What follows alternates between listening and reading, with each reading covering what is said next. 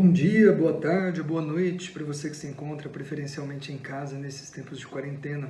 Eu sou o professor Robson Gomes Filho e desejo que você seja muito bem-vindo, bem-vinda a mais uma aula do canal História Online.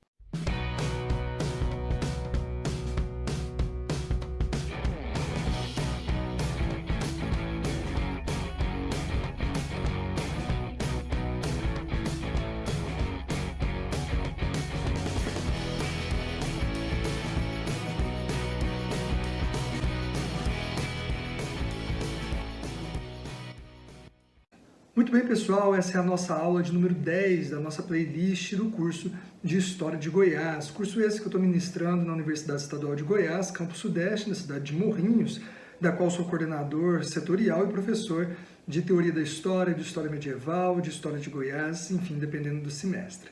Nessa aula de hoje, nós daremos um salto cronológico por conta da série de recortes que a gente precisa fazer da nossa disciplina para cumprir a carga horária específica. Daremos um salto cronológico da construção e fundação de Goiânia, que nós discutimos na aula passada, a aula de número 9, para hoje nós discutimos a guerrilha do Araguaia, lá na década de 1900, finalzinho da década de 1960, comecinho da década de 1970, tá bom? Para esse curso nosso de História de Goiás, que a gente está ministrando, que eu estou ministrando aqui na Universidade Estadual de Goiás, nós precisamos fazer esses recortes porque nós temos uma quantidade de aulas específicas. Mas para você que acompanha o canal, que está interessado nessas aulas, nesses temas, eu me comprometo sim, assim como História Medieval, curso de História Medieval 1, de Medieval 2, de Metodologias da História, que eu tenho postado aqui no canal, a continuar postando esses temas que talvez tenham faltado, que certamente faltaram, nesse meio temporal que a gente saltou aqui. Então, saltamos da década de 1930 e 40, da fundação de Goiânia, construção, mudança da capital que a gente falou na aula passada, agora para o finalzinho da década de 60 e início de 70. Esses 30 anos, nós vamos saltar por conta desse, mais uma vez, do cronograma da disciplina que nós temos aqui na Universidade Estadual de Goiás, mas me comprometo a voltar e pegar alguns temas importantes desse meio período para a gente discutir aqui no canal depois, tá bom? Mas vamos lá. A aula de hoje, então, sobre a guerrilha do Araguaia, um tema importante, um tema de discussão bastante delicada, principalmente em momentos como a gente está vivendo agora, de polarização política. E desde já, então, de antemão, já para a gente começar essa aula, eu quero deixar claro que a minha intenção aqui não é louvar ou condenar a esquerda, a direita, não é essa a intenção política, tá bom? Não há essa intenção política aqui nessa aula. Mas nós faremos uma discussão, sim, que passa por discussões políticas, faremos discussões, sim, que passam por questões ideológicas que são importantes de serem ressaltadas e pautadas. Em todo caso, é importante que eu me manifeste aqui para você que está me escutando agora, que é meu aluno, ouvinte do canal, do ponto de vista do posicionamento em relação a temas como esse da ditadura militar. Eu, como professor de história, eu, como intelectual, eu repudio a ditadura militar brasileira, da América Latina como um todo, ou quaisquer ditaduras que tenham ocorrido no Brasil. Sou defensor da democracia, sou defensor do livre pensamento, sou defensor da liberdade de cátedra, sou defensor, enfim, de uma sociedade democrática e republicana. Então eu quero deixar bastante claro que, do ponto de vista pessoal, sou partidário, sim, da centro-esquerda no Brasil, para o diálogo político voltado principalmente para essa região, digamos, do espectro político da centro e centro-esquerda. Agora, do ponto de vista profissional, do ponto de vista mesmo aí coincide do pessoal, eu não posso deixar de dizer que é repudioso, que é condenável a ditadura militar que nós tivemos no Brasil e a ação dos militares do ponto de vista da tortura, da violação dos direitos humanos, da imposição de um regime que cerceou a liberdade, que cerceou a imprensa, que cerceou, enfim, a democracia no país. Então, dito isso de maneira clara, então você que está assistindo o vídeo, que talvez não concorde com isso, acha que não deve assistir um vídeo de um professor ou uma aula de um professor que tem esse posicionamento, fique à vontade já para não continuar. Agora, é ruim isso, porque o mais importante do ponto de vista do aprendizado é a gente estar sempre aberto a escutar o outro, a escutar a diferença. E para qualquer democrata de verdade, para qualquer intelectual que pense a democracia, que deseja a democracia, que lute pela democracia, não há outra posição a não ser o repúdio a um período de devastação do país, de devastação das liberdades, de devastação do nosso sistema democrático, de devastação da nossa liberdade de imprensa e de consciência, que foi a ditadura militar, e principalmente no que tange a violação aos direitos humanos, ok? Dito isso, pessoal, convido você a conhecer a bibliografia que vai nos auxiliar nessa discussão de hoje sobre a guerrilha do Araguaia no antigo estado de Goiás, hoje estado do Tocantins, ok? Vamos lá. A bibliografia que eu trouxe para a gente discutir, começando aqui pelo meio agora, né? Um livro clássico da década de 1990, fruto de uma tese de doutorado importante, de Romualdo Pessoa Campos Filho, Guerrilha do Araguaia, Esquerda em Armas, da editora da UFG, de 1997. E aí nós vamos discutir também um artigo, agora sim, esse do primeiro da lista aqui, um artigo do Rubens Martins Nascimento, Guerrilha no Brasil, uma crítica à tese do suicídio revolucionário, em voga nos anos 80 e 90, publicado na revista Cantareira no ano de 2004. Um artigo importante para a gente fazer uma reflexão sobre, inclusive, as tendências e discussões e debates feitos pelo Romualdo Pessoa Campos Filho. E, por fim, nós vamos utilizar também da revista Isto É, do site colocado aqui, uma entrevista com o Major Curió, um dos homens mais importantes na repressão, combate e chacina da guerrilha do Araguaia na década de 1970. Essa entrevista que foi cedida à revista Isto É e publicada no dia 27 de 2 de 2008, ok? Muito bem, essa é a bibliografia que a gente vai utilizar para a aula de hoje. E olha só, a gente começa com o contexto histórico, evidentemente, para a gente entender o que se passava e o que está por trás desse evento importante, desse fato histórico importante, que foi a guerrilha do Araguaia e os seus desfechos. Muito bem, o primeiro ponto, então, que a gente coloca aqui como contexto, evidentemente, é o período de Guerra Fria, que vai do final da Segunda Guerra Mundial, de 1945, até, pelo menos, é um marco que se coloca na história, a queda do Muro de Berlim, em 1989. Então, esse período de décadas de enfrentamento ideológico, principalmente, sem grandes enfrentamentos de armas, a não ser no apoio a lutas locais em alguns países, como é o caso do Vietnã, como é o caso da Coreia, enfim, e uma série de outros países, como é o caso do Brasil, com a intervenção estadunidense na ditadura militar. Então, é o período que Estados Unidos, como sendo defensor do sistema capitalista, e a União Soviética, como defensor do sistema socialista, pelejam entre si pela sua influência no mundo e imposição do seu sistema de governo. Evidentemente, essa Guerra Fria influenciou diversos países, influenciou todo um contexto histórico de luta ideológica entre esquerda e direita, que ainda hoje encontra espelho no Brasil. Essa luta política entre direita e esquerda, entre capitalismo e comunismo, entre os defensores da liberdade contra o autoritarismo de ambos os lados, essa peleja política ainda hoje encontra muita ressonância no Brasil, especialmente em tempos como a gente vive de agora, de uma polarização política muito grande.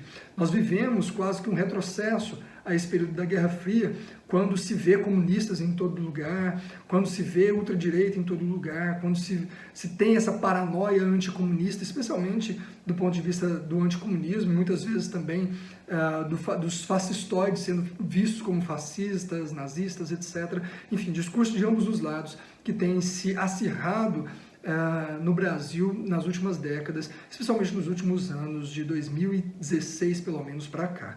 Tem se aflorado mais desde do golpe político civil contra a presidente Dilma Rousseff. Então, nesse período todo, a gente também teve no Brasil, como eu disse, uma intervenção importante dos Estados Unidos ao financiar a ditadura militar brasileira e o golpe militar impetrado pelos militares, pelo Exército Brasileiro, em 31 de março, para não dizer 1º de abril, como eles gostam de colocar, de 1964.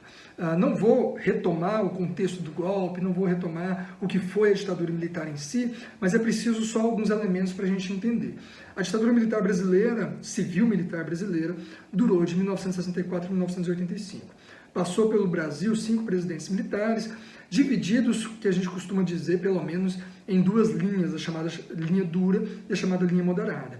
A chamada linha dura, que vai ter uma importância maior, especialmente nos governos Médici, Costa e Silva, ali em meados, final da década de 60 e início da década de 70, que vão acontecer alguns fatos históricos importantes que são essenciais que a gente narre e discuta aqui nesse momento. Principalmente o chamado AI-5, que também tem entrado bastante em debate com alguns defensores, do meu ponto de vista, bastante lunáticos do ponto de vista político, do ponto de vista da defesa, como se diz, da democracia, mas, enfim, defensores do retorno ao AI-5, ato institucional número 5, que suspendeu e violou de vez a maior parte dos direitos dos cidadãos, direitos políticos, enfim, os direitos de habeas corpus, uma série de outros direitos importantes da liberdade no Brasil. Nesse período, acontecia no Brasil a chamada Guerrilha do Araguaia, e é sobre isso que nós vamos falar. Mas antes de falar da Guerrilha do Araguaia, tem um outro elemento contextual importante para a gente entender qual partido de esquerda, qual partido comunista estava por trás desse levante, ou tentativa de levante revolucionário na região do Bico do Papagaio, entre os estados do Maranhão, do Pará e, na época, Goiás, hoje Tocantins, no Brasil. Okay? Olha só, esse evento é a cisão entre PCB, Partido Comunista Brasileiro, e PCdoB, Partido Comunista do Brasil. Vamos entender que cisão foi essa, olha só. Ali por volta da década de 50, houve uma acusação formal, uma acusação séria de Mao Tse-tung, o líder revolucionário comunista da China, a Nikita Khrushchev, de oportunismo e desvio ideológico quando este assumiu o lugar de Stalin em 1953 até 1964. Então vejam, na União Soviética, quando Stalin cai, quando Stalin morre e é substituído em 1953 por Nikita Khrushchev, nós temos dentro do mundo comunista da União Soviética e dos seus influentes e das suas influências um certo racha, né, sobre a figura de Khrushchev e sobre a figura de Stalin. E a principal liderança mundial fora da União Soviética do comunismo, que era Mao Tse-tung na China, vai acusar Nikita Khrushchev de um oportunismo sobre a figura de Stalin, de desvirtuamento da política stalinista, da maneira stalinista de governar e de se tentar as revoluções comunistas no mundo. Nesse momento, Nikita Khrushchev e Mao Tse-tung vão romper, fazendo com que o mundo comunista também, de uma maneira geral, tenha esse rompimento. Okay? Olha só, Mao Tse-tung então rompe com a União Soviética em 1953, causando também uma cisão geral no mundo comunista. No Brasil, especificamente, o PCB, Partido Comunista Brasileiro, fundado em 1922, permaneceu fiel a Moscou, portanto à União Soviética, enquanto uma parte desse partido se ligou ao comunismo chinês, fundando o PCdoB em 1962. Então vejam, no Brasil, quem guiava a perspectiva da esquerda revolucionária, da esquerda comunista no Brasil, era o Partido Comunista Brasileiro, fundado em 1922, e que teve uma série de períodos especialmente no governo Vargas, em que foi levado à clandestinidade, depois na ditadura militar também a mesma coisa, mas continuou, evidentemente, os seus trabalhos, os seus encontros, a sua luta internamente no Brasil. Acontece que, com essa cisão no mundo comunista entre Nikita Khrushchev, portanto, a União Soviética, e Mao Tse-tung, portanto, da China, fez com que no Brasil também partidários da maneira maotiana, portanto, da maneira de Mao Tse-tung, da maneira chinesa, de se pensar a revolução e o governo comunista, rompessem com o Partido Comunista Brasileiro, fundando um novo partido em 1962, chamado Partido Comunista do Brasil. Okay? E aí vai ter uma diferença importante do ponto de vista, especialmente revolucionário, entre o PCB e o PCdoB, que vai gerar, inclusive, a Guerrilha do Araguaia no finalzinho dessa mesma década de 1960. Okay? Então, ideologicamente, que diferença é essa? O PCB permaneceu ligado ao ideal leninista de revolução comunista, que se faria a partir da conscientização de classe do proletariado urbano, passando, portanto, necessariamente por uma revolução democrática burguesa. Então, vejam, o Partido Comunista Brasileiro, portanto, o PCB, permaneceu ligado a Moscou, à União Soviética e, portanto, à maneira leninista de se entender a Revolução. E a maneira leninista de se entender a Revolução é de que a Revolução Comunista aconteceria como uma sucessão da Revolução Burguesa, portanto, naquele esquema marxista, ou pelo menos marxiano, de se pensar a evolução da sociedade, do ponto de vista evolucionista mesmo, da sociedade ou modo de produção, como a maneira que o marxismo coloca essa evolução. O modo de produção asiático ou escravista, o modo de produção feudal, o modo de produção capitalista, precisaria, portanto, dessa revolução burguesa, da instituição de uma classe urbana de proletariado, e aí tem que ser urbana para ser proletariado de fato, decorrente das indústrias, do processo de industrialização, modernização, etc., para só então acontecer a Revolução Comunista. Portanto, vejam, para o Partido Comunista Brasileiro e para todos aqueles que seguiam a União Soviética e esse ideal leninista de revolução, acreditava-se que era necessário primeiro consolidar uma revolução burguesa no Brasil, para depois se formar, a partir dessa revolução burguesa industrializante no Brasil, uma classe social de fato de proletariados, para despertar nessa classe social de proletariado a consciência de classe, a necessidade de revolução, para aí sim fazer-se a revolução comunista no Brasil. Por outro lado, olha só, o PCB, PCdoB, por outro lado, seguiu os ideais maoístas, acreditando que a revolução comunista partiria de focos de guerrilha nas linhas rurais, aos moldes do que ocorreu na China, em Cuba, Vietnã e Argélia. Então, o PCdoB seguia uma outra linha revolucionária, portanto, uma linha diferente da leninista, da soviética. O que acreditava essa linha maotiana, portanto, decorrente de Mao Tse-tung, do pensamento maoísta, e, portanto, também do PCdoB no Brasil? Acreditava-se que a revolução não necessariamente aconteceria no meio urbano, na formação de classes proletárias, mas por meio de campesinos.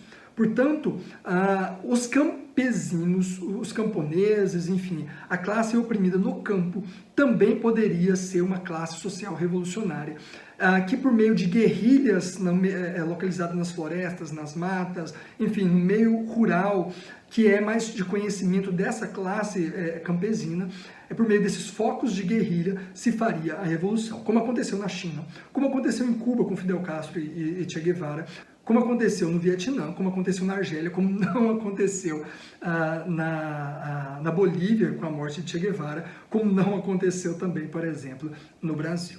Então, essa revolução, percebam, essas são formas diferentes de se entender o processo revolucionário. Para o PCB, processo revolucionário feito por meio da instalação da burguesia, portanto, do proletariado urbano.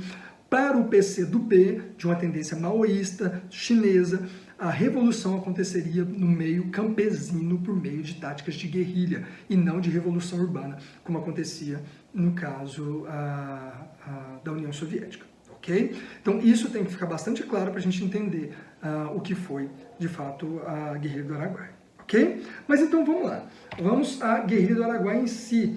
O que aconteceu? Que movimento foi esse? Que acontecimento foi esse? Quais foram os seus desfechos? Olha só, a chamada Guerrilha do Araguaia foi um movimento guerrilheiro ocorrido no Brasil, na região do Bico do Papagaio, divisa de Tocantins, Pará e Maranhão, daqui a pouco eu vou colocar no mapa para vocês verem, entre fins da década de 1960 e início da década de 1970. Foi combatida pelo Exército Brasileiro a partir de 1972. Então, a Guerrilha do Araguaia foi uma tentativa de se iniciar um processo revolucionário, como aconteceu na China, na Argélia, no Vietnã, em Cuba, acontecer no Brasil também. O PCdoB se organizou de forma a montar focos de guerrilha na região do Araguaia, lá no norte, no extremo norte do Tocantins, região chamada do Bico do Papagaio, divisa com o Maranhão e com o Pará, portanto na região da selva amazônica, na fronteira da floresta amazônica, com a região de Cerrado descendo ali em rumo ao estado de Goiás pelo rio Araguaia. Então, é nessa região que o PCdoB vai se instalar e instalar táticas de guerrilha que a gente vai ver agora. Essa Guerrilha do Araguaia foi descoberta pelo governo militar e combatida a partir de 1972. E aí a gente vai ver o desfecho disso, ok? Então vamos lá. A instalação da guerrilha, vamos entender como é que chegou e como aconteceu. Antes de tudo, aqui no mapa que eu prometi para vocês. Essa é a região do Bico do Papagaio. Se a gente pegar o estado do Tocantins, ele tem esse formato aqui no seu extremo norte, vindo especialmente da divisa aqui do rio Araguaia com o rio Tocantins, formando a região que a gente conhece como Bico do Papagaio. Portanto, essa região do extremo norte do Tocantins aqui. A guerrilha do Araguaia aconteceu principalmente nessas localidades, onde hoje é a cidade de Marabá, São Domingos, Caiano e, portanto, nessa região, do ponto de vista dos acidentes geográficos, da Gameleira e Serra dos Carajás. É nesse aspecto, nesse momento aqui, nessas localidades aqui, que vão acontecer as guerras de guerrilha do Araguaia. Onde estão os pontinhos vermelhos aqui, né, com o símbolo comunista, são os lugares onde aconteceram, onde se instalaram as bases da guerrilha do Araguaia, pelo menos dos guerrilheiros. E os pontos que estão de verde, representando o Exército, são as bases militar, portanto, do Exército Brasileiro no combate à guerrilha do Araguaia. Ok? Então, portanto, nessa região aqui do Brasil, extremo norte, portanto, mais uma vez, divisa entre os estados do Tocantins, na época Goiás, por isso a gente está estudando em História de Goiás, Maranhão e Pará. Ok? Vamos lá, então vamos entender. A vinda dos primeiros integrantes do partido, portanto, do Partido Comunista do Brasil, para o estado de Goiás, na época, mais uma vez, Goiás, ocorreu em 1966. Estudantes, médicos, advogados, comerciantes, membros da classe média alta de São Paulo e Minas Gerais, mas contando também com membros do Sul e Maranhão. Os novos moradores da região eram conhecidos como paulistas. Então, olha só, primeira coisa importante. Nesse momento, né, portanto, em 1966, chegaram a essa região que eu mostrei no mapa do Bico do Papagaio, uma série de membros do Partido Comunista do Brasil, disfarçados, tá?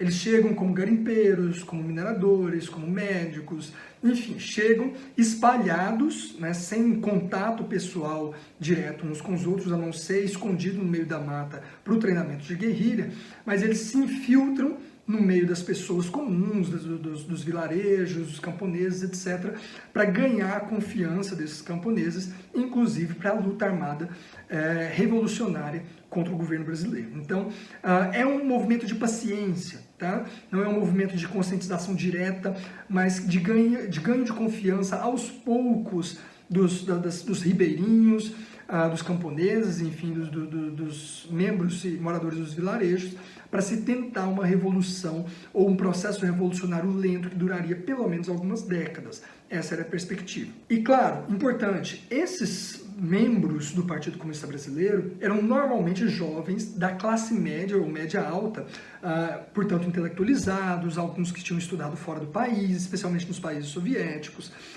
pessoas instruídas, pessoas, portanto, de uma classe social diferente daqueles a quem eles defendiam, principalmente nesse caso aqui os campesinos, ribeirinhos, etc. Essas pessoas, dentro desses ideais de revolução comunista, abandonavam suas carreiras, suas famílias, etc., e se tornavam militantes guerrilheiros dentro do Partido Comunista do Brasil. A gente está falando aqui, então, de um enfrentamento de guerra, de um enfrentamento armado. Isso é importante, pessoal, porque a justificativa que o próprio governo militar utilizou para o combate, para a chacina, para a violação de direitos humanos, seria esse uso da violência por parte do inimigo do Estado brasileiro naquele momento, que são os guerrilheiros. Isso é correto, de fato, utilizava-se da violência, utilizava-se das armas, utilizava-se da guerrilha e do ímpeto de revolução. No caso do Partido Comunista do Brasil, aqui nesse momento, se fala, sim, de uma tentativa de revolução comunista. Depois a gente vai falar em que medida essa revolução poderia, de fato, ter acontecido ou teve iminência de acontecer. Tá? Mas o fato é que eram pessoas revolucionárias em que pretendiam utilizar-se da violência para a tomada de poder no Brasil, dando munição, evidentemente, a atos como esse da ditadura militar.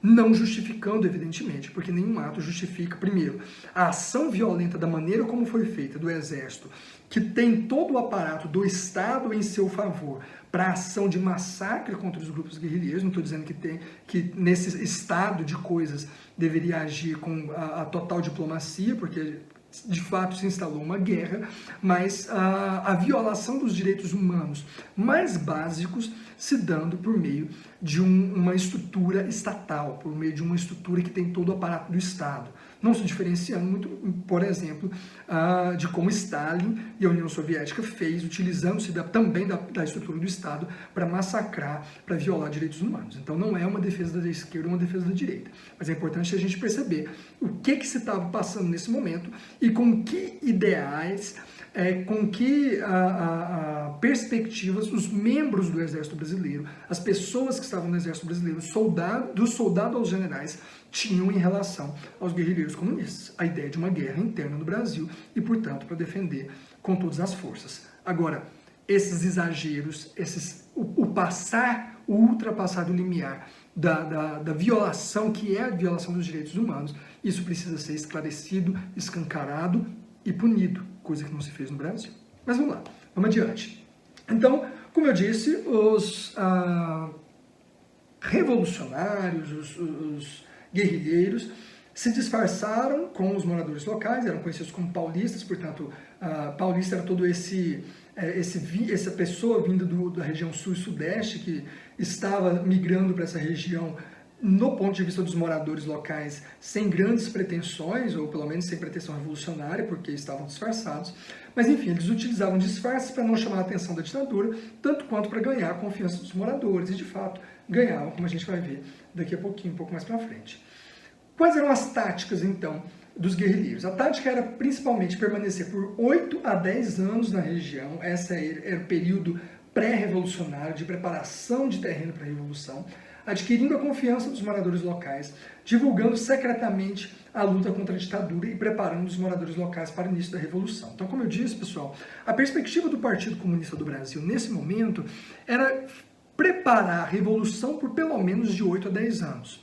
Então, um longo período, ganhando a confiança dos moradores, incitando nos moradores esse desejo de revolução, uma suposta consciência de classe, etc., para se lutar contra a ditadura militar no Brasil. Esse processo, mais uma vez, levaria de 8 a 10 anos, era o planejamento dos guerrilheiros, que enquanto ganhavam a confiança das pessoas, também tinham os seus treinamentos de guerrilha no meio da mata, escondido, portanto, dos moradores, e aos poucos ir revelando secretamente esse plano de revolução no Brasil. Okay? Os membros não utilizavam seus nomes verdadeiros nem entre si próprios. Na verdade, eles não moravam próximos e evitavam qualquer tipo de contato direto uns com os outros. Tudo para despistar qualquer confiança por parte do governo. Em dias marcados, se reuniam na mata para treinamentos e instruções gerais. Então, outra coisa que é importante, o guerrilheiro não utiliza o seu próprio nome. A gente vê em diversos filmes sobre a ditadura militar no Brasil, seja de guerrilha urbana, seja da guerrilha do Araguaia. Vou deixar aqui no link da descrição alguns filmes, algumas dicas de documentários para se assistir sobre a ditadura militar no Brasil e sobre a guerrilha do Araguaia, como filme que é Isso Companheiro, como documentário Araguaia, que eu utilizei de capa aqui na nossa aula de hoje. Enfim, que vale a pena assistir para entender um pouco melhor esse contexto. Mas enfim, o fato é que o guerrilheiro não utilizava o próprio nome nem entre os próprios guerrilheiros. Por quê? Para evitar a delação. Ou seja, uma vez que um determinado membro da guerrilha foi preso e sob tortura, entregasse os nomes, as profissões, enfim, os esquemas e tudo mais. Então, evitava-se esse tipo de contato, a não ser na mata, em dias e horários marcados para treinamento e instruções gerais. É claro que no final das contas isso seria o ideal, mas como a gente vai ver daqui a pouquinho, alguns membros sabiam bastante quais eram os nomes, quais eram as profissões, enfim, e nesse processo de tortura, de fato, a ditadura militar desumanamente violou qualquer direito humano e conseguiu as informações que precisava para derrotar os inimigos daquele momento, os guerrilheiros do Araguaia. Ok?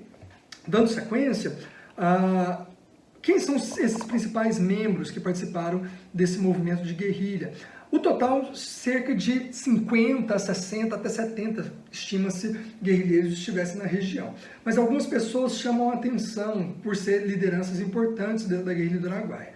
O primeiro deles é João Amazonas. João Amazonas é esse da foto, que está de branco aqui, que eu coloquei para vocês, que era o líder máximo do PCdoB na época. O próprio João Amazonas se tornou guerrilheiro e era o líder do partido. tá? Então, claro, essa é a maior ação planejada pelo partido para a luta contra a ditadura militar no Brasil. João Amazonas é aquele que vai pensar, gestar essa tentativa de revolução no Brasil. Outro nome importante é Elza Monserrat. As mulheres, diga-se de passagem, tiveram uma projeção, uma participação muito importante na Guerrilha do Araguaia. A Elza Monserrat é uma sobrevivente, está aqui uma foto dela já idosa, desse período e dessa luta armada contra o regime militar.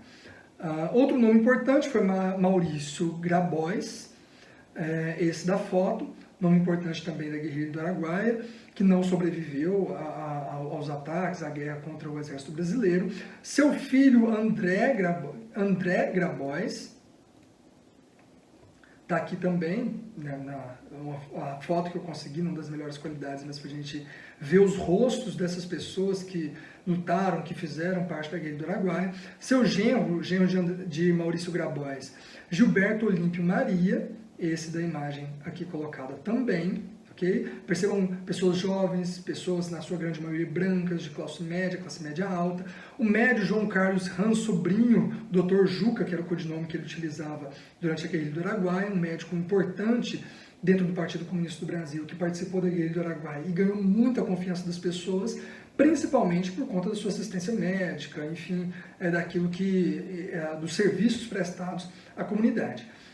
E dentre outros, muitos outros, uma das principais figuras, que é Oswaldo Orlando da Costa, conhecido como Oswaldão, esse da imagem aqui. E é sobre quem nós vamos falar um pouquinho mais, que tem algumas características importantes para se falar sobre o Oswaldão. Está aqui novamente o Oswaldão na imagem à sua direita. E Oswaldo Orlando da Costa, Oswaldão, se tornou conhecido por seu imenso carisma com a população local, além, claro, da sua notável estatura e envergadura, quase 2 metros de altura, negro, muito forte.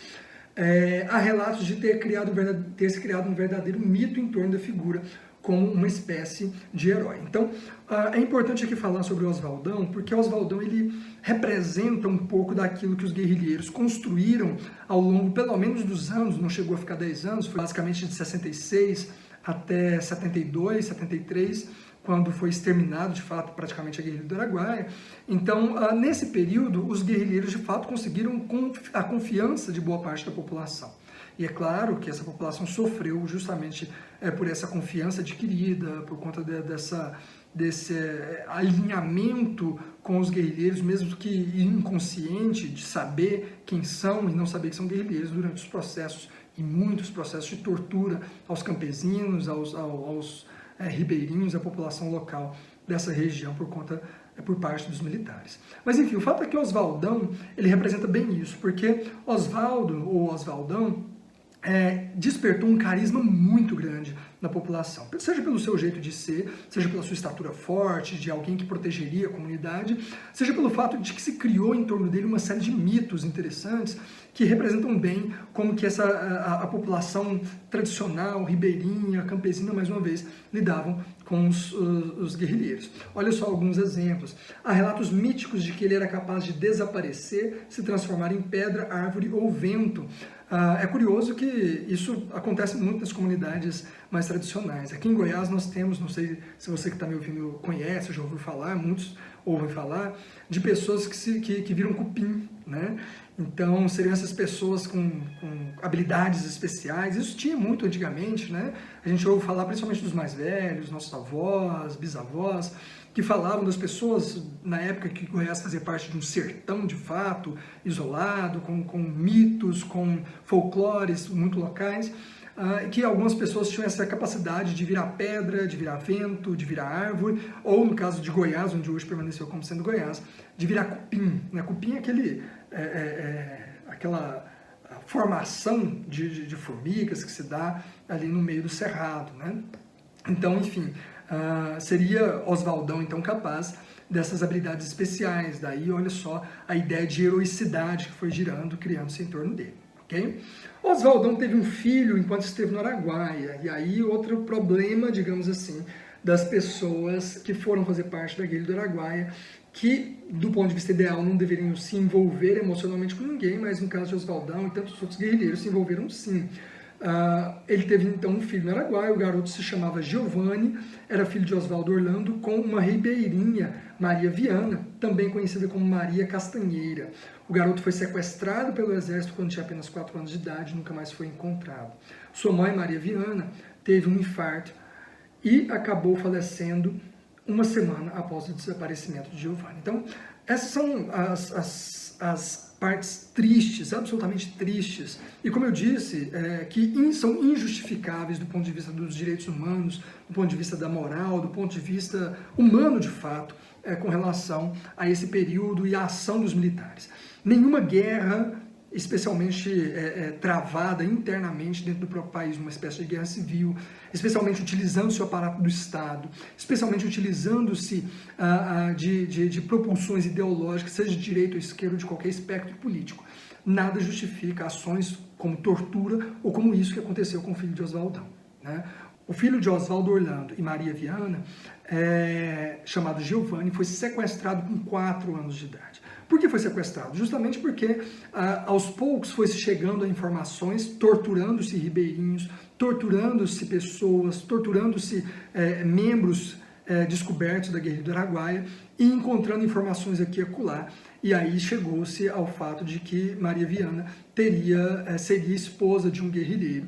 E para forçar esse guerrilheiro a se entregar, para forçar as informações a chegarem de fato, eles teriam sequestrado, né, supostamente, não, praticamente provado, pelo menos pelos documentos, pelos testemunhos, sequestraram o menino Giovanni com 4 anos de idade e esse nunca mais foi visto. Filho de Oswaldo Orlando de Moraes, nunca mais foi visto, nunca mais foi encontrado. E a sua mãe, diante do sequestro de seu filho, uma semana depois do ocorrido, morreu de infarto, né? Ou seja, não suportou a dor de perder um filho, de ter um filho arrancado dos seus braços desse jeito.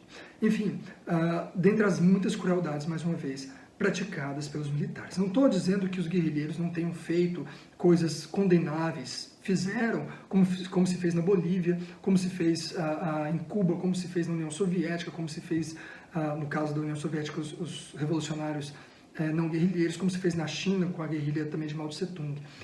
Os massacres, as torturas são todas condenáveis, independente de direita ou esquerda. Mas nesse caso específico a gente está falando dos militares e a maneira cruel, vil como os militares agiram contra a guerrilha do Araguaia para poder dispersar, enfim, enfrentar esse movimento, ok? Quando foi capturado pelas Forças Armadas em 1974, foi um dos últimos a serem capturados, o Oswaldão foi assassinado, arrastado pela mata e depois dependurado em um helicóptero, arremessado, recolhido e posteriormente apresentado pelos ares como morto para a população local. Em seguida, seu corpo desapareceu e até hoje não foi encontrado. O caso de Oswaldão é interessante. Por que fazer isso com o corpo? Por que a mutilação do corpo? Por que a demonstração da força através do corpo vencido do outro? Isso acontece desde a Grécia Antiga, a gente vê em Troia, né, na obra épica de Homero, quando Aquiles vence o príncipe troiano e arrasta o seu corpo diante da multidão, diante dos portões de Troia, para mostrar a sua força. Essa demonstração de força e de crueldade também dos militares com o corpo de Oswaldão, uma vez que ele foi capturado e assassinado, também servia para mostrar à população local que ele não seria herói, que ele não seria imortal, que ele não seria mito, que ele, enfim, seria uma pessoa como qualquer outra. É uma destruição dos mitos, uma destruição dos heróis, como uma forma de vencer o outro. Ok? Vamos lá. Adiante, então, o desfecho. Então, esses guerrilheiros foram para a região do Bico do Papagaio, esses guerrilheiros entraram em contato com a população, ganharam a confiança da população, o exército começou a descobrir a guerrilha do Araguaia e houve, então, um enfrentamento, que a gente está chamando aqui de desfecho. Então, em 1972, após a captura e, evidentemente, tortura de um membro do PCdoB em Fortaleza, evidente que nem todos os membros do Partido Comunista do Brasil estavam na guerrilha do Araguaia, tinham membros espalhados pelo Brasil todo, a prisão de um membro em Fortaleza, por meio da tortura, o governo brasileiro tomou ciência do que se passava na região do Bico do Papagaio. Rapidamente, o exército brasileiro se mobilizou uma tropa terrestre para atacar os guerrilheiros na região, que a essa altura já encontrava maior número e bastante treinados na selva da região. Essa foto que eu trouxe é uma imagem do exército brasileiro se mobilizando ali nessa região para lutar contra os guerrilheiros da guerrilha do Araguaia. Então vejam, a partir de 1972, o governo brasileiro tomou consciência, tomou ciência do que estava se passando ali, desse treinamento de guerrilha, esse ímpeto revolucionário, desse planejamento revolucionário na região do Bico do Papagaio. E, evidentemente, agiu para conter essa revolução, para, enfim, vencer e dispersar, eliminar os revolucionários. Mais uma vez, os métodos são principalmente aquilo que há de mais contestável, a tortura, né? Então, por meio da tortura, vai se conseguindo essas informações, obtendo essas informações. Não estou dizendo que havia outro meio de conseguir, nem se discute isso.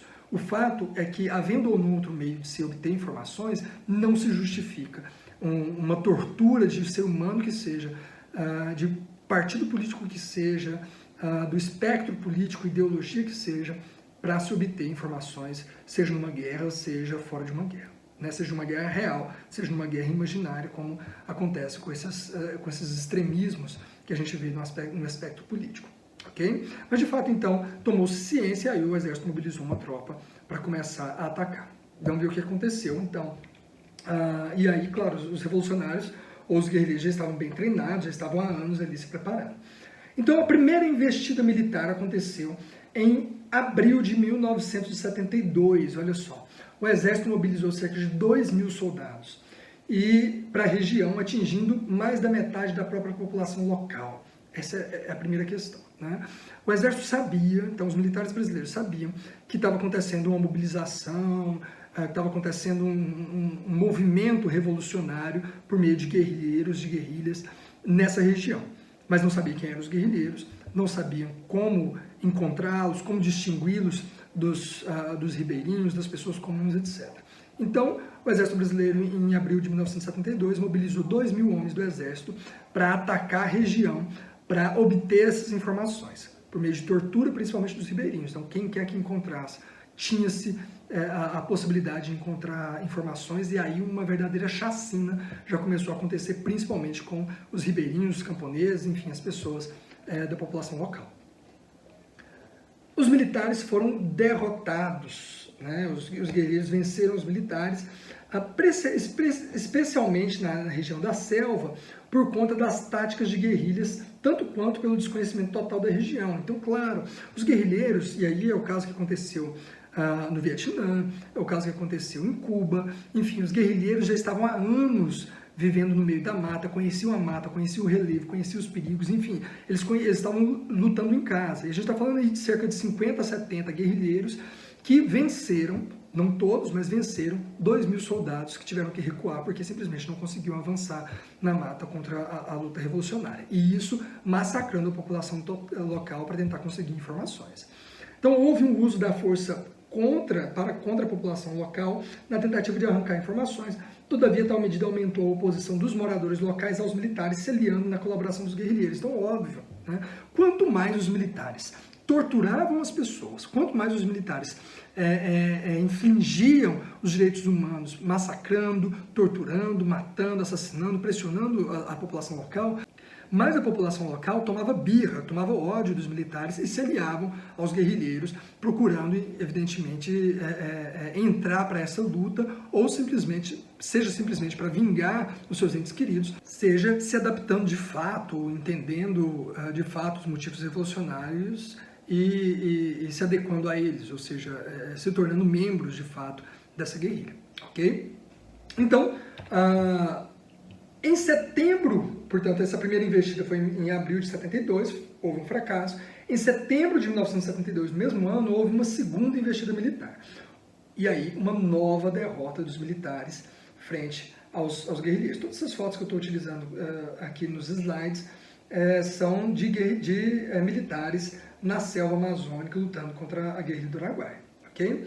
Nesse momento, houve a criação da ULDP, União pela Liberdade e Direitos do Povo, uma espécie de conscientização de classe feita pelos guerrilheiros que auxiliava como sindicato na defesa dos moradores locais. Houve também a construção da ferrovia transamazônica para facilitar o acesso dos militares na mata. Então, dois eventos importantes aqui. a criação dessa União pela Liberdade e Direitos do Povo foi uma espécie de sindicato, evidentemente clandestino, mas uma organização criada pelos guerrilheiros para defender a população local contra os militares. Evidentemente, ganhando a simpatia ainda mais da população local e, evidentemente, também fazendo com que muitos desses membros da população local passassem a lutar com os guerrilheiros, fortalecendo os guerrilheiros de fato. A revolução estava começando antes da hora, porque os militares descobriram um plano e, enfim, atacaram antes de serem atacados. Mas o fato é que, quanto mais se tentava fazer a conscientização de classe, a ganhar simpatia para a revolução por parte dos guerrilheiros aos membros da população local, enfim, mais a população local estava se envolvendo com os guerrilheiros e por meio de torturas, por meio de informações evidentemente obtidas à força pelo exército, estavam aptos a dedurar, estavam aptos a delatar seus companheiros e colocar um fim nessa tentativa de revolução, que é o que de fato aconteceu depois. Mas nessa segunda investida militar houve, portanto, uma nova derrota dos militares que não conseguiram vencer os guerrilheiros na mata. Por outro lado, também os próprios militares, o governo, começou a construção da rodovia transamazônica, que praticamente foi um elefante branco do governo militar, mas que tinha como um propósito de fundo e um propósito evidentemente não oficial, facilitar o acesso dos militares no meio da mata. Então, abrindo uma estrada, trazendo-se pessoas que não eram ribeirinhos, que não eram pessoas locais, que não eram militares, que não eram guerrilheiros, portanto, que também não estavam afeitos aos guerrilheiros, trazendo pessoas para trabalhar no meio da mata, abrindo estrada, enquanto o exército fazia uma guerra. Olha só. Houve, nessa segunda investida, uma morte de apenas 7 guerrilheiros.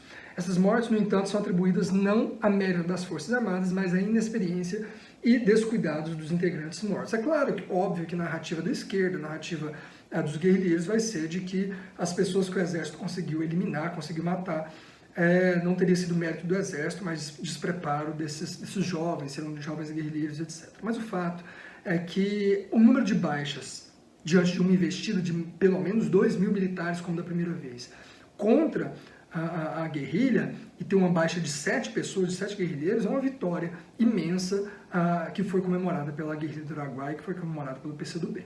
Mas o exército resolveu tomar forma, resolveu tomar atento, como se diz aqui em Goiás, da situação e investir agora numa nova tática para enfrentar os guerrilheiros. Olha só. Então, a terceira investida militar aconteceu entre outubro de 1973, portanto, agora praticamente um ano depois, a 25 de dezembro de 1974. Portanto, praticamente um ano e pouco, um ano e alguns meses, mais de um ano, portanto, de preparo, mais de um ano de operação. O que os militares resolveram fazer ao invés de simplesmente atacar os guerrilheiros sem preparo? Fizeram uso de secretas, né? Vou explicar o que é, pelo governo durante todo o ano de 1973. Os secretas são membros do governo militar, militares que também resolveram se disfarçar de pessoas, de imigrantes normais, que vão ali migrando para aquela região. E aos poucos ir ganhando a confiança das pessoas para conseguir informações. Então o exército começa a parar de simplesmente torturar pessoas e usar da força para tentar obter informações, mas também se infiltra no meio dos ribeirinhos, principalmente por meio da rodovia transamazônica. Então, enquanto a rodovia transamazônica vai passando, os trabalhadores vão se comunicando, ganhando confiança, se estabelecendo em alguns locais enquanto a rodovia vai passando. E essa é uma tática, evidentemente, para que militares infiltrados, disfarçados de trabalhadores na rodovia, se infiltrassem no meio das pessoas e conseguisse a confiança e as informações, ou seja, conseguisse depois de um certo tempo dizer, olha, eu tenho interesse na revolução, etc., com quem eu falo, e aí vai conseguindo se infiltrar no meio dos próprios guerrilheiros e conseguir dessa forma desmantelar a guerrilha por dentro. Portanto, vejam que é uma tática muito mais inteligente do que simplesmente o uso da força, que não foi descartado, evidentemente, uma vez que se obtinha informação de que certa pessoa sabia ou não quem eram os guerrilheiros e as táticas de guerrilha, ok? Uso de auxílios e assistencialismos do governo para ganhar apoio da população local. Claro, né? O governo militar começa a utilizar de cestas básicas, de assistencialismo de dinheiro, de programas sociais, evidentemente, para ganhar a simpatia da população local ao governo militar e assim conseguir, com essa simpatia ao governo militar, uma ação dessa mesma população contra os guerrilheiros. Mapeamento completo da região, outra tática importante, já que o fracasso dessas duas primeiras investidas era um desconhecimento total das matas da região, então os militares começam a mapear essa região para conseguir utilizar de táticas semelhantes à dos próprios guerrilheiros. Percebam que a infiltração com as pessoas, o mapeamento local, o conhecimento da região, tudo isso, utilizando-se de táticas dos próprios guerrilheiros para poder combatê-los. E agora com paciência, ao invés de uma investida em um mês, levar pelo menos de 1 a 2 anos gestando essa nova investida militar. Ok? Utilização da tropa do batalhão de selva amazônica, dessa vez ao invés de utilizar simplesmente membros do exército, agora exército que estava acostumado com a selva. Utilização pesada da força aérea, fuzileiros navais, fuzileiros da infantaria de selva, infantaria paraquedista e forças especiais militares, ou seja, agora o exército foi com tudo. Uma vez que se descobriu um determinado foco de guerrilha, e aí por meio dessas infiltrações, por meio desse mapeamento, etc., vinha o exército com tudo, paraquedista, infantaria, força naval, força aérea, tudo que o exército tinha à disposição do Estado, portanto, mais uma vez, uma instituição de Estado, poderosa por si só, investindo toda a força contra os guerrilheiros da região. Comando da missão, o general Antônio Bandeira, mas com uma figura importantíssima, que a gente vai falar daqui a pouco, do Major Curió, tá bom? Que vai ser o grande responsável pelas as mobilizações militares, os enfrentamentos militares contra os guerrilheiros. Por fim, a resistência guerrilheira se deu até março de 1974. Daí para frente foi só uma questão de tempo para a derrocada final, já em dezembro de 1974, quando essa expedição militar vai terminar oficialmente. Do lado do exército houve 16 baixas, enquanto do lado dos guerrilheiros morreram aproximadamente 60, cujos nomes e corpos ainda estão desaparecidos. O balanço oficial da época divulgou um número de guerrilheiros de 7. Um número de baixa de guerrilheiros de 7. Então vejam, se pelo lado do exército houve pouco mais de uma dezena de mortes, pelo lado dos guerrilheiros, embora o exército tenha divulgado, o governo tenha divulgado apenas 7 mortos, 7 guerrilheiros mortos, na verdade se sabe pela quantidade de guerrilheiros que tinham na época, pelos documentos já revelados, que foram mortos pelo menos entre 50 e 60 guerrilheiros. Ou seja, quase toda a população de guerrilheiros que estavam lutando na região foram praticamente exterminados pelos militares. E nessa guerra, não só, e aí é a parte mais cruel, não só mataram, não só venceram, como principalmente sumiram com seus corpos. A família desses guerrilheiros sumiram com seus corpos e com seus nomes. Os familiares, os parentes, os entes queridos dessas pessoas mortas sequer sabem informar se o seu ente querido foi morto na guerrilha do Araguaia, se foi guerrilheiro do Araguaia, onde está o seu corpo, sequer puderam velar o corpo do seu ente querido. Corpos simplesmente enterrados ou jogados em cemitérios, valas comuns, cemitérios clandestinos, jogados no meio da mata para os bichos comerem, como a gente vai ver nos depoimentos do Major Curió. Ok? E aí acabou, evidentemente, a guerrilha do Araguaia. Mas aqui eu trouxe para vocês esse da foto, o chamado Major Curió, que foi um dos principais responsáveis pela vitória dos militares sobre os guerrilheiros na região do Araguaia. Major Curió deu um depoimento, abriu a boca finalmente em 2008. Em 2008 ele abriu a boca confessando os crimes da ditadura militar contra os guerrilheiros. Mais uma vez, não se trata de uso da diplomacia em face da violência, não é isso. A gente está falando aqui de torturas, a gente está falando aqui de assassinatos, a gente está falando aqui de uma guerra não oficial do governo, a gente está falando aqui, enfim, de sumiço de corpos, ocultação de cadáveres, a gente está falando de uma série de crimes cometidos pelo Curió e por uma série de outros militares no Brasil durante esse período. Aqui eu vou ler para vocês alguns trechos e discutir com vocês alguns trechos desse depoimento feito pela revista Isto É, e aí eu vou deixar também no link, na descrição, o link na descrição do vídeo, mas tem aqui nas nossas referências bibliográficas também para quem quiser acessar a matéria como um todo. Olha só, então qualquer desinformado que cruze o caminho deste senhor, de olhar triste e passos cadenciados pelas ruas da cidade, que leva seu próprio nome, Curionópolis, ganhou até uma cidade com seu próprio nome, o Major Curió, e da qual ele é prefeito, já mais uma vez, em 2008, pelo terceiro mandato, não saberá jamais que este homem é uma espécie de lenda na Amazônia. Curió virou um mito encarnado de codinome Dr. Lutini, o mais temido militar brasileiro, que se embrenhou na selva amazônica no início dos anos 70 para pôr fim ao movimento de jovens idealistas que buscavam convencer os colonos a transformar o país numa pátria socialista. Então, o Major Curió, ele se tornou uma espécie de lenda, também mítica, assim como o caso de Oswaldão, só que o oposto dele, do ponto de vista do espectro ideológico, da guerra, enfim, do lado da guerra, na região amazônica. Mas se tornou uma lenda principalmente pelas atrocidades que foram feitas sob seu comando ou por ele mesmo. Tá? Algumas delas que a gente vai estar falando aqui, mas evidentemente não confessadas por ele ou por qualquer outro militar ou por outros documentos que são ocultos ainda hoje no Brasil sobre a guerrilha do Araguaia. Olha só, vamos lá. Hoje, esse aí é ele hoje, né? O Major Curió hoje, 2021.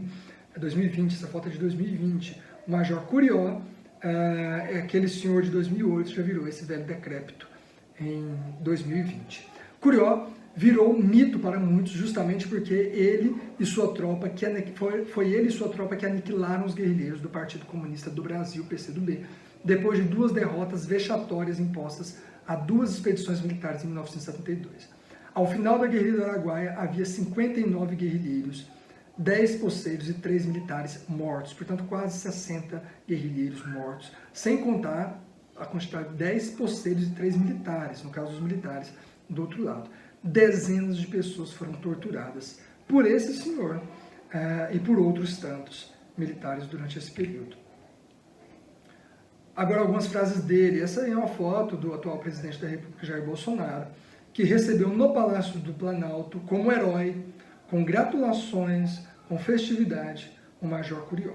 Né? Para quem louvou e louva ainda hoje o Coronel Ustra, o Major Curió entra nessa fila aí de horrores cometidos pelo atual governo, especialmente no que tange a participação militar ou a louvação, enfim, à ditadura militar. Mas olha só, algumas palavras do Major Curió.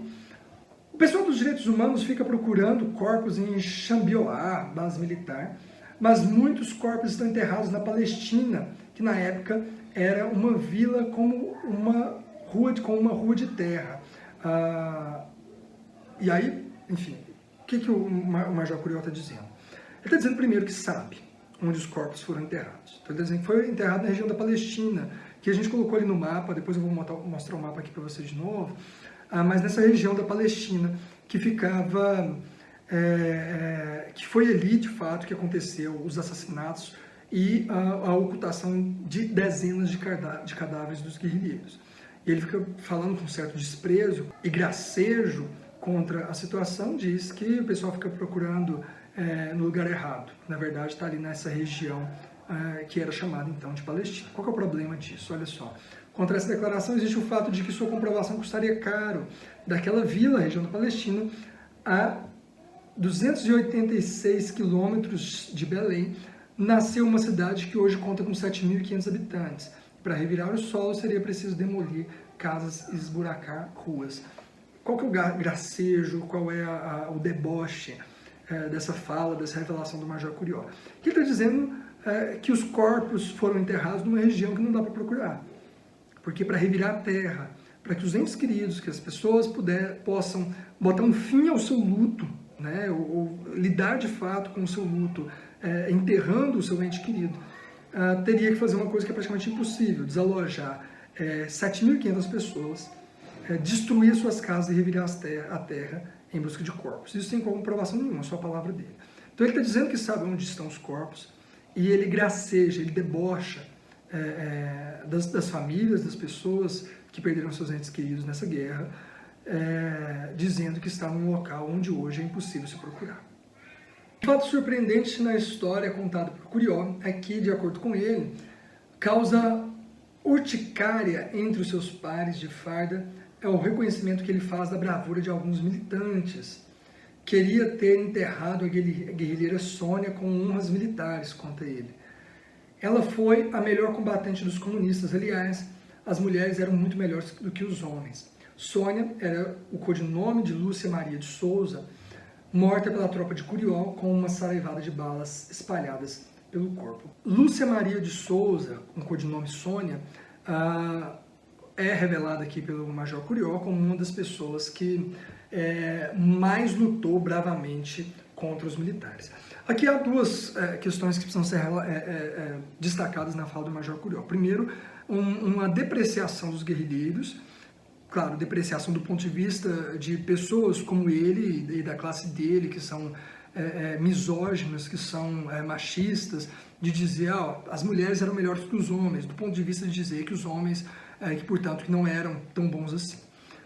Isso não significa que as mulheres de fato não possam ser melhores que os homens. Eu acredito até que fossem, né? Acredito nas palavras do Major. Mas é óbvio que essa fala dele vem com um ar de deboche contra os guerrilheiros. E o fato é que Sônia, ou Lúcia Maria de Souza, o seu nome, assim como outras muitas mulheres, tiveram uma importância muito grande na guerrilha do Araguaia. Uma importância muito grande nos movimentos revolucionários brasileiros contra os governos militares. E Lúcia Maria de Souza, a Sônia, foi assassinada pelos militares durante troca de tiros com uma saraivada de balas por todo o seu corpo. E olha só o que aconteceu. Logo em seguida, o corpo de Sônia foi metralhado e abandonado em Igapó do Taboão, como era conhecida a área. E aí, palavras do Major Curió. Deixei o corpo dela para trás porque eu estava ferido. Ela tinha me acertado com um tiro no braço e atingido o rosto de Lício, um comandante da tropa. Tínhamos que buscar socorro, lembra? Além do corpo de Sônia, que ele admite ter deixado para trás, Curió revela que muitos outros guerrilheiros tiveram seus corpos dilacerados pelos animais da selva. Muitos dos combates aconteceram à noite. Quando chegávamos de manhã, alguns corpos estavam comidos, muitas vezes já não tinham nem mais cabeça, conta. Mais uma vez, é um tipo de relato, independente, mais uma vez, de ser de direita ou de esquerda, né? É o tipo de relato próprio de guerra, né? É claro que a guerra não é composta por coisas bonitas, por coisas belas, não. A guerra sempre vem com coisas feias, com atitudes feias e vergonhosas. Mas é muito triste o ar de tranquilidade com que um ser humano fala, sem qualquer sentimento de empatia, o desprezo que utiliza para dizer que abandonava corpos para os animais comerem, que os animais comeram corpos de pessoas que tinham família, que tinham entes queridos, que não puderam velar nem chorar diante dos seus corpos assassinados, que foram comidos por animais, abandonados, enfim, e desapareceram dessa maneira. E é claro, a ossada de pessoas não foram encontradas, né? Eu, pelo menos, aí é uma interpretação minha pessoal, que faço de que, mais uma vez, é uma frase de deboche, é um ar de deboche, confessando crimes como ocultação de cadáver, entre outros, mas enfim, que está simplesmente dizendo, olha, a gente não se importava com esse ser humano que morreu, simplesmente deixava para os bichos comerem. Como essas ossadas dificilmente são encontradas, né, é muito mais provável que tenham sido enterrados em valas comuns, em lugares onde hoje é praticamente impossível se desenterrar ou se descobrir, né? Lembrando da frase que hoje o presidente da República, na época deputado federal Jair Bolsonaro, disse de que quem procura osso é cachorro, né? Mais uma vez, dessa mesma trupe, desse mesmo pessoal, né, da estipe de um Major Curió, de um Coronel Ustra, de um Jair Bolsonaro e por aí vai, de simplesmente dizer com ar de deboche que as pessoas não têm direito a procurar o corpo, né, e velar, botar fim mais uma vez ao luto pelos seus entes queridos. Dando sequência, Curió revela que a traição de militantes foi fundamental para acabar com a guerrilha. Ele aponta o dedo para o ex-presidente do PT e deputado federal José Genuíno, diz ele. Ele traiu seus companheiros, Genuíno foi preso como um mensageiro dos guerrilheiros e, sem ninguém encostar nele, contou tudo. Quem era quem em comando revelou sobre os 3 destacamentos de guerrilheiros chamados Unidades de Combate pelo PCdoB. Olha, esse da foto é o José Genuíno, na época em que foi preso, na foto de cima, e embaixo, no ano, né, de 2008, ainda na época deputado federal, pelo Partido dos Trabalhadores, presidente do partido.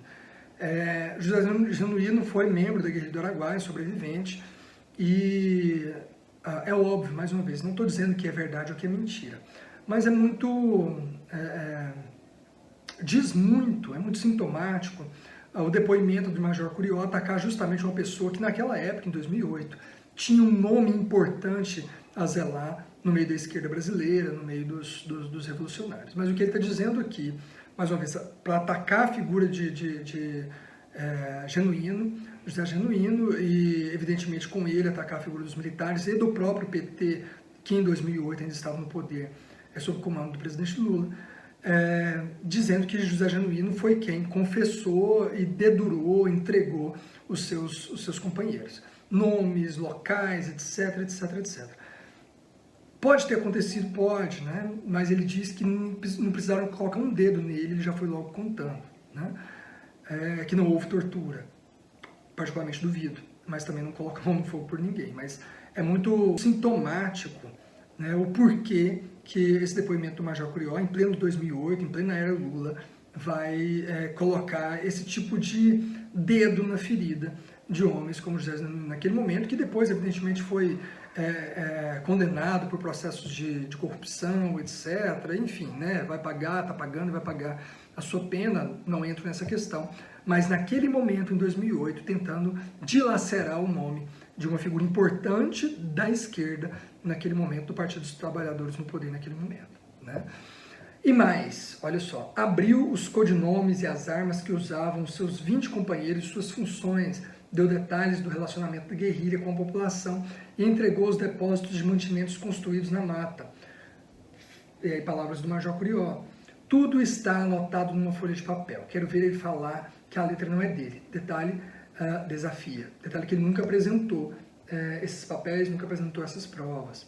Procurado em 4 ocasiões pela Isto É, Genuíno não respondeu os recados e telefonemas. Segundo Curió, foram as informações dele que municiaram a Operação Sucuri, a fase de extermínio da guerrilha. A Operação Sucuri foi a última operação dentro dessa terceira investida militar, em 1974, que exterminou de vez a guerrilha do Araguaia. E, segundo ele, foram as informações de José Genuíno, que, segundo ele, mais uma vez, há de se duvidar disso, mas são as palavras dele, não comprovadas, que sem um mínimo de tortura, sem um mínimo de esforço, José Genuíno teria entregado tudo, né? Estranho fazer isso em meio a processos de torturas tão violentas como a ditadura militar praticava, comprovadamente praticava, durante todo esse período no Brasil. Enfim, pessoal, para a gente encerrar a nossa aula de hoje, a tese do suicídio revolucionário. Aqui a gente entra do ponto de vista um pouco mais da historiografia, tá ok? Eu trouxe aqui, pessoal, para a gente discutir um pouquinho a historiografia, o que se discute historiograficamente sobre a guerrilha do Araguaia. E aí, nesse sentido, eu começo, e aí eu trago, na verdade, para a gente discutir a tese do suicídio revolucionário, que é uma das teses mais interessantes sobre a guerrilha do Araguaia e diz muito sobre o período militar no Brasil e em Goiás. O que é essa tese? Nos anos 80 e 90, houve uma série de produções historiográficas acerca dos movimentos de guerrilha no Brasil durante a ditadura militar. Boa parte desses trabalhos associavam a esquerda armada a um suicídio gerado por uma incapacidade de reconhecimento do contexto desfavorável do Brasil para uma tentativa de revolução aos moldes soviéticos, chineses, cubanos, etc. Então vejam, a interpretação que se fez, e ao meu ver é uma interpretação que tem bastante fundamento, que foi feita principalmente pela esquerda durante a década de 80 e 90, pela historiografia, inclusive, de esquerda na época, inclusive da obra do Romualdo Campos Filho, que eu trouxe aqui pra gente, que fundamentou boa parte dessa discussão que a gente está fazendo aqui, a tese de que a esquerda revolucionária, a esquerda armada que tentou essas revoluções no Brasil, fez um suicídio. Portanto, sabia-se que não tinha a menor condição de revolução no Brasil, que não havia adesão da população, que era impossível a revolução, mas mesmo assim tentou essas lutas armadas como uma forma de suicídio revolucionário. Tá? Essa é a tese que se desenvolveu. E aí o Rubens Nascimento vai fazer uma análise nesse artigo que eu trouxe para vocês, que está nas referências biográficas, muito interessante sobre essa discussão e sobre essa tese do suicídio revolucionário, que vale a pena a gente analisar aqui. Então, olha só, página 4 do texto do Rubens Nascimento. Por suicídio revolucionário, os principais autores que procuram negar a experiência comunista entenderam uma prática revolucionária que não tinha nenhuma chance de lograr êxito, haja vista terem mobilizado apenas uma parcela da classe média ou ter iniciado uma resistência armada numa conjuntura política nada favorável. Refluxo das guerrilhas no continente, com o fracasso do Che Guevara na Bolívia, em outubro de 1967, fortalecimento do regime com ampliação da base de legitimação via milagre econômico, e finalmente o aumento da repressão política que provocou o desmantelamento da maioria daquelas organizações e a morte de seus principais mentores, como Carlos Marighella, em 1969, e Carlos Lamarca, em 1971. Então, o que o Rubens Nascimento está dizendo aqui é extremamente interessante. Olha, o contexto era extremamente desfavorável, de fato, a essas tentativas de revolução. Che Guevara tinha sido assassinado na Bolívia, não conseguiu uma revolução. Existia um arrefecimento do regime soviético, existia um fortalecimento militar e do uso da força contra as principais organizações de esquerda no Brasil. Tinha sido decretado o AI-5 em 69. A ditadura militar brasileira tinha um apoio populacional da população forte por conta do milagre econômico feito com um rombo na dívida externa, que foi revelado muitos anos depois. Enfim, não tinha contexto para qualquer luta armada, e mesmo assim movimentos como esse da Guerrilha do Araguaia tentou numa espécie de suicídio revolucionário pela causa. Isso é o que defende. E aí a crítica que o Rubens Nascimento faz, Rubens Nascimento, historiador paraense, e aí é interessante que bons estudos sobre a Guerrilha do Araguaia são feitos principalmente no Pará e no Maranhão, mais do que em Goiás e Tocantins, mas Rubens Nascimento, que é historiador do Pará, ele vai defender que essas teses têm uma razão, essa interpretação do suicídio revolucionário tem uma razão. E a primeira crítica que ele faz é que há um esvaziamento da experiência comunista, portanto, do acreditar, da crença desses revolucionários de fato na revolução, na sua capacidade. Ou seja, a tese defende que essas pessoas sabiam que não era possível a revolução e se suicidaram, né, em prol da causa, etc. e tal, como se fosse um tiro na cabeça.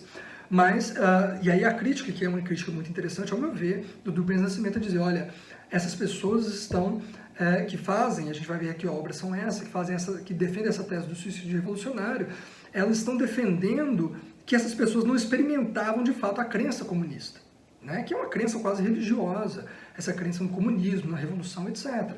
Enfim, é negar a experiência revolucionária e a experiência comunista dessas pessoas. É um primeiro crítico importante.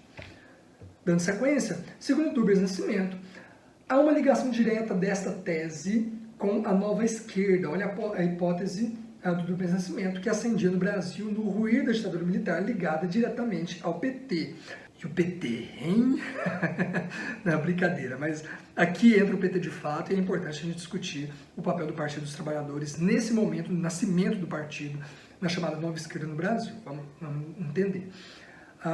Para Rubens Nascimento, essa tese seria fruto de uma autocrítica da esquerda no Brasil após sua derrota diante da ditadura, tanto quanto da abertura do regime. Então, olha só, a abertura do regime militar não foi uma vitória da esquerda brasileira, especialmente da esquerda revolucionária, da esquerda radical, da esquerda marxista. Não foi. Foi muito mais um reconhecimento da incompetência e da incapacidade do governo militar de gerir o rombo criado nas finanças do Brasil e no país como um todo, também de uma luta da sociedade civil, não necessariamente de esquerda, com as diretas já, etc., uma série de movimentos importantes naquele momento. Sindicalistas, como é o caso, né, do Lula, e o nascimento do PT se dá nesse momento. Qual que é a hipótese do Rubens Nascimento? De que nesse momento essa nova esquerda, liderada pelo PT, precisa de um discurso conciliador, precisa de um discurso que sobrevenha à derrota vexaminosa e massacrante da esquerda durante o período militar, dessa esquerda revolucionária, dessa esquerda radical. Vejam, Lula e o PT não representam nem de longe uma esquerda radical. Isso é importante. Independente de ser petista ou não, eu não sou. Independente de ser de esquerda ou não, eu sou de esquerda, de centro-esquerda. Mas há de se convir que o PT nem de longe representa uma esquerda revolucionária, uma esquerda radical. Como representa o PCB, como representa o PCO, como representa o PSTU e alguns outros partidos muito mais extremados à esquerda do que o caso do PT, que é um partido muito mais de centro-esquerda e desde o seu nascimento, nesse momento, de conciliação das forças políticas no Brasil. Okay? Então, palavras do Rubens Nascimento, que seria a pergunta central desse seu artigo. Esgotado esse processo de autocrítica, torna-se necessário agora, no caso dele, em 2004, quando ele escreveu esse artigo, no início do governo Lula, o seguinte: que fatores levaram os autores artífices dessa reflexão a negar a importância exercida pelos movimentos sociais liderados pelos comunistas no pós-guerra e prioritariamente ao movimento de resistência armada nos anos 60 e 70?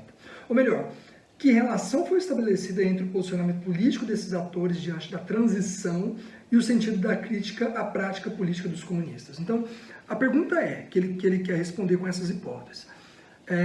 Qual é o interesse desses atores, desses protagonistas, seja do Partido dos Trabalhadores, seja da Nova Esquerda como geral, seja da própria intelectualidade que vai produzir essa tese do suicídio revolucionário, em negar a experiência comunista, em negar a importância dessas ações revolucionárias?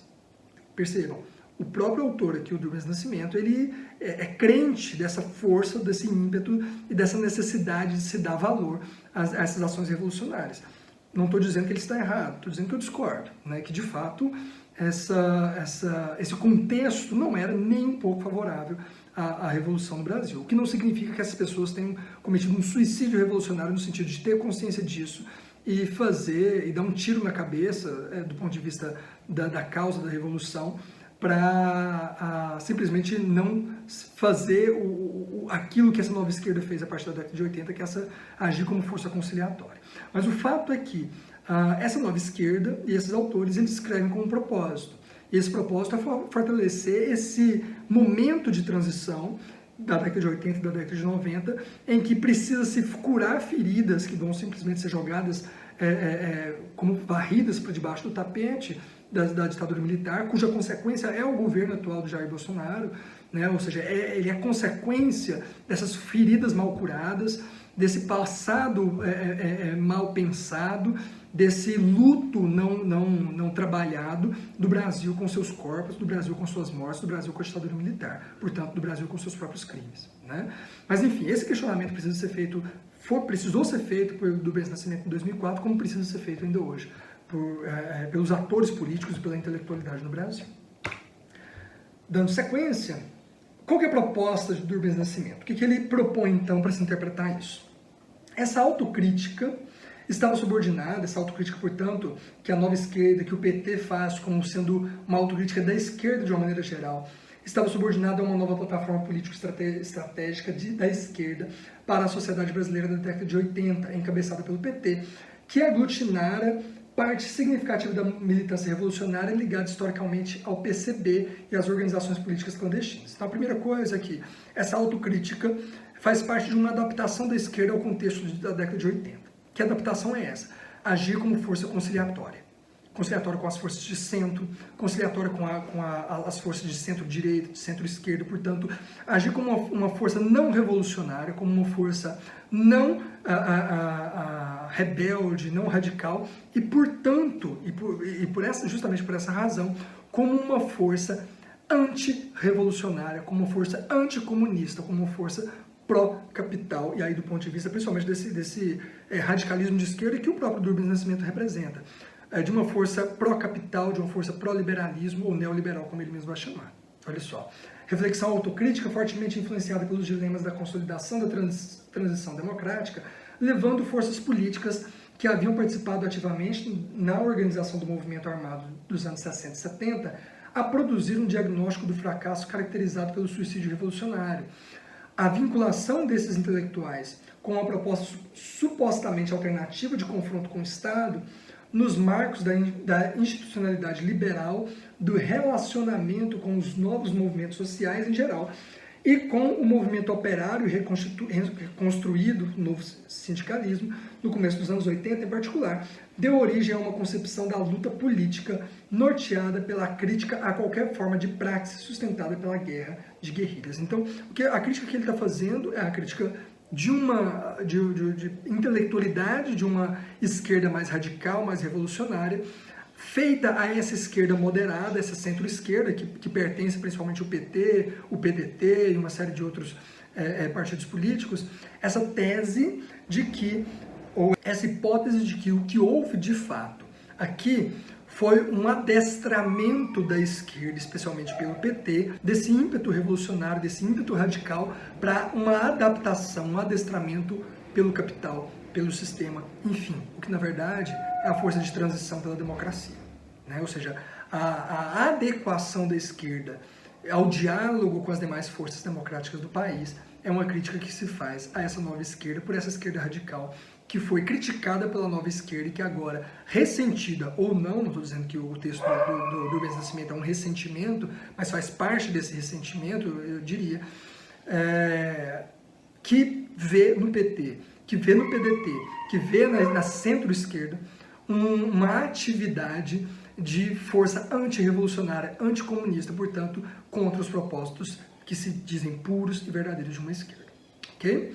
Então, há essa hipótese, evidentemente, da falha da revolução por conta da mudança de foco da esquerda. O inimigo deixara de ser o sistema, o capitalismo, etc., para ser o governo militar. Então, e aí o próprio Rubens Nascimento vai levantar essa hipótese, né? Que a falha da nova esquerda seria o sufocamento da revolução por lutar muito mais contra o governo militar na década de 80 do que contra o próprio sistema capitalista.